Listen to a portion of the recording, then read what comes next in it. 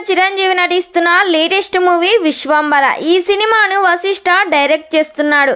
ఈ సినిమా కోసం mega fans అంతా కూడా ఓ రేంజ్లో ఎదురు చూస్తున్నారు. మెగాస్టార్ తన కెరీర్లో చేసిన ఎన్నో సెన్సేషనల్ వండర్స్ తర్వాత మళ్ళీ ఈ భారీ ఫ్యాంటసీ డ్రామాని అనౌన్స్ చేయడం అంచనాలు పీక్స్కెళ్ళాయి. ఈ సినిమా షూటింగ్ ఫిబ్రవరిలో స్టార్ట్ చేశారు. ఆల్రెడీ ఈ సినిమా షూటింగ్ 30% కంప్లీట్ చేసుకుంది. చిరంజీవికి జోడిగా త్రిష విజయశాంతి గారు నటిస్తున్నారు. త్రిష క్యారెక్టర్ ఈ సినిమాలో నెగిటివ్ రోల్ చేయబోతుంది.